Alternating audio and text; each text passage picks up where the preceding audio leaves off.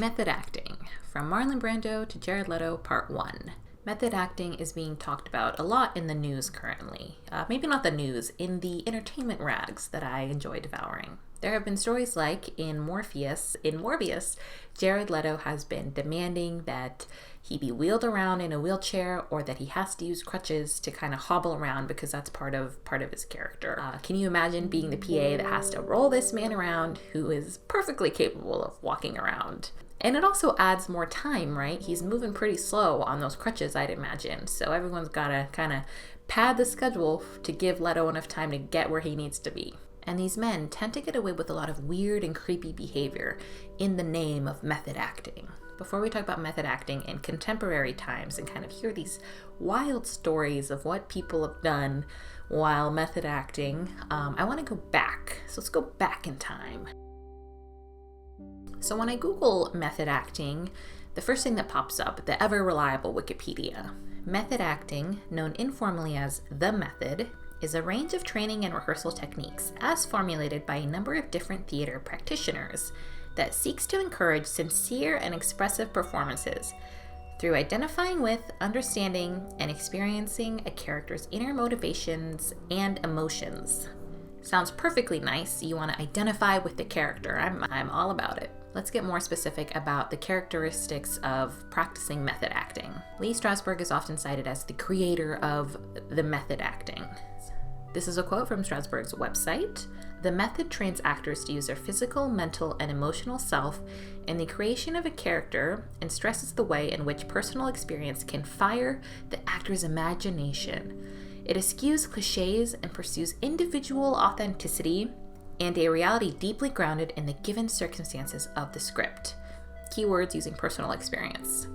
Acting systems. If you're an actor, which I am not, it's very common to go to acting classes and be trained in acting. I'm not going to go over all the acting methods, but I do want to go over a couple so you can understand what method is and how it's maybe been twisted to be understood to be something else. The Stanislavski technique, reaching an understanding of the character based on research and empathy. Method acting, Lee Strasberg, as I mentioned earlier, is considered the daddy of the method, and it is a branch off of the Stanislavski method. Adapt the mindset of the character. For believability, you need to become the character, not just on stage. One of the actors that really comes to most people's mind when you're talking about method acting is Marlon Brando. Marlon Brando. The godfather of method acting. Marlon Brando studied under Elia Kazan and Stella Adler. Adler taught a form of acting that stemmed from the Stanislavski method. Here's a cute little anecdote about Marlon Brando as a student. So Stella Adler remembered a story of Brando's unique approach. She told her class to imagine themselves to be chickens hearing an air raid siren. The rest of the class ran around wildly like the proverbial chickens with their heads cut off. Brando instead sat and calmly pretended to lay an egg. Adler asked him to explain himself, and Brando responded, "I'm a chicken. I don't know what an air raid siren is." If you've taken a film class, you've probably gotten an overview of the different acting styles. Elia Kazan's A Streetcar Named Desire is a textbook example of two lead actors that use two very different approaches to acting. According to an article on Collider, the first major instance of method acting on film, Marlon Brando's turn as Stanley Kowalski in A Streetcar Named Desire, may just be the single most influential performance in film history. So Brando was doing method acting, whereas his co-star Vivien Leigh was classically trained. One of the greatest actresses of our time, Vivien Leigh Olivier. Miss Leigh won an Oscar in 1938 for her Scarlett O'Hara, another one in 1951 for A Streetcar Named Desire. If you think back to performances around this time or before 1951, I think a lot of the performances in film were very performative, were very stagey. That was the style that they were going for and the style that they knew. Come on, Matt, join me one little jigger of dreams, huh? No, thanks. You don't approve of drinking? Not the way you drink. It shrinks my liver, doesn't it, Matt? It pickles my kidneys, yes. What's so great about this movie, Streetcar, is that these two characters are supposed to be at odds. They don't understand each other. They don't get along. So it was actually beneficial that both actors were kind of clashing a little bit because they were using different methods of acting. The character of Blanche, she's kind of secretive. She's putting on airs. Let's watch a clip.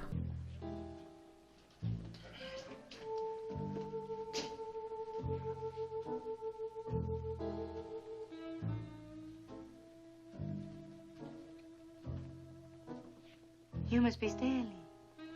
I'm Blanche. Oh, you're still sister. Yes. Oh, hi. Yeah, where's the little woman?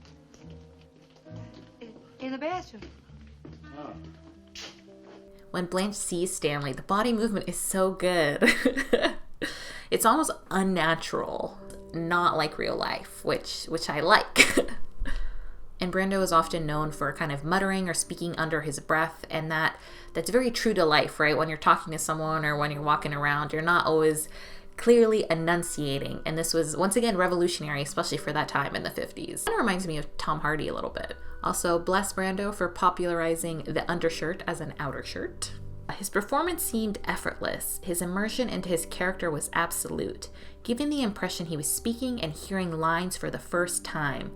So much of acting is being present, listening, and Brando had mastered that on stage before he came to film. Rain forever.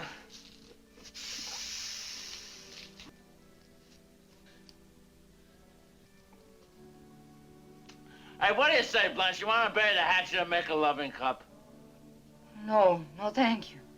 When method goes wrong, too much of a good thing? So we've talked about Brando and his use of method acting and how it led to very successful performances. Aside from Streetcar Named Desire, On the Waterfront is another big one. So let's skip forward a few decades. In 1979, we had Apocalypse Now, directed by Francis Ford Coppola. It's fabled to have been a very difficult shoot. There have been stories in the press about production problems with the film. Has the filming been delayed?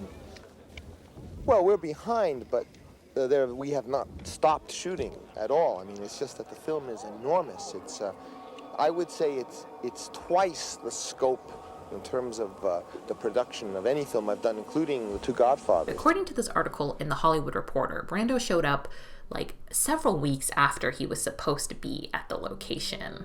And they were shooting on location. So they were all kind of waiting for him. And I don't know if they switched this shooting schedule around and maybe shot other things before he got there, but I was kind of reading that the actors were going through like a boot camp, and they kind of just did that until Marlon Brando decided he would show up. What did you do with Marlon Brando when he arrived? Well, I he was already heavy when I had hired him, and he promised me that he was going to get in shape, and I imagined that I would, if he were heavy, I could, use that.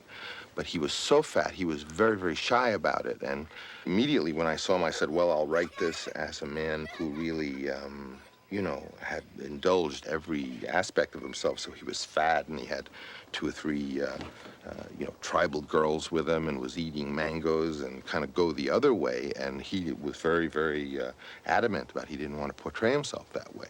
So, I mean, clearly he had just kind of left me in a tough spot. Brando showed up, and he hadn't read the book. Apocalypse Now is based on Heart of Darkness, which many of us read in high school. I know I did. One of the things Francis said to Marlon in the beginning, read Heart of Darkness, this is what we're going for. And Marlon really worked hours with Francis trying to develop the dialogue and develop what it was that he said in these circumstances. And of course, after Francis had some dialogues with him, he realized that that Marlon had never read Heart of Darkness, and it was a complete shock. So Brando shows up late. He also hasn't read the book. And Francis Ford Coppola spent several days reading the book out loud to Brando so that Brando would have the story and the book in mind to help, fuel his performance. And that's how badly Coppola wanted Brando to know the book and know the material, is that he literally had to read it out loud for him. I was also reading that Martin Sheen often kind of like held up cue cards for Brando, or sometimes Brando would write his lines of dialogue on Sheen's back so that he wouldn't have to memorize his lines. He could just read them, which I think we can all agree is pretty lazy. Yes, I accept you.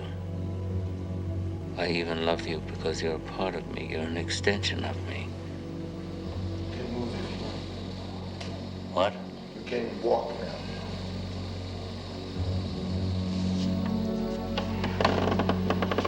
Why are we in Vietnam? It's our time to grab this moment in history. So let's skip forward to 1996 with the famed The Island of Dr. Moreau. This shoot was also kind of doomed. There's actually a doc, which I haven't seen, but it's called Lost Soul, The Doomed Journey of Richard Stanley's Dr. Moreau. And the shoot wasn't terrible all because of Brando. His actions were part of why it was such a rough shoot, but I just want to make it clear, it wasn't all his fault that this was a doomed set. One of the writers of the movie, Ron Hutchinson, has been quoted as saying that working with Marlon Brando during the shoot was like watching a $40 million train wreck, which was a lot of money, $40 million back in '96. This article in The Guardian notes that Hutchinson also stated, Brando arrived to the shoot weighing 300 pounds, wanted to improvise all the dialogue, and hid out in his trailer. And I was also reading that it was super hot where they were filming, so, you know, the trailer had AC, which I get it, but also, like, you gotta come out of your trailer sometimes. You gotta actually kind of do your job, what you're there for, what you're getting paid for. Reportedly, Brando would often wear an earpiece so that he could have his lines fed to him. Once again, not having to memorize his lines, which is, you know, I would say maybe step one after you get the role is memorizing your lines. Okay, maybe that's not right. Maybe it's like step 3, right? You want to kind of read the script, figure out your character. At some point, you do have to memorize your lines, though, normally. Ranker also has a breakdown of Brando's behavior on this set. When you have an actor that's that established and has that much star power, they tend to be listened to, and some of their ideas get implemented. And some of the ideas that were implemented that originated from Brando was wearing white makeup. I understand that I must be shocking to you. However, I must also point out that I have an allergy to the sun, and that's why I've put this medication on. Occasionally wearing an ice bucket on his head because it was so hot out, so he kind of worked that into his character, as sometimes wearing an ice bucket over his head. God, yes. Oh, yes, God. Oh, please. Forcefully.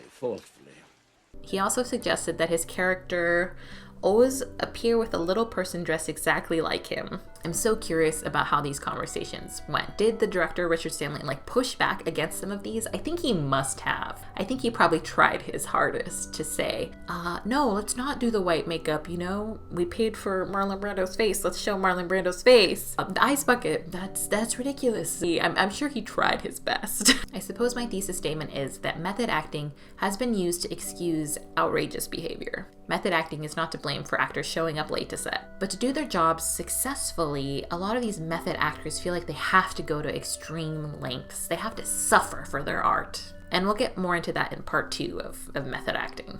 I mentioned this earlier, but I do wonder what the connection is between entitlement, power, and method acting, because if you weren't an established actor, I don't think you could get away with some of this behavior. But because, you know, you've turned out some good performances, you get away with a lot more. And you say, I have to act this way because this is what I need to do to have a good performance. But because a performance is good, it's like, I guess that's just how it works. That's what he needs to do. So does the result excuse the means? Does that final performance, if it's good, excuse the methods that some of these actors took to get there? Cut. Hate to think, but who can't act? You take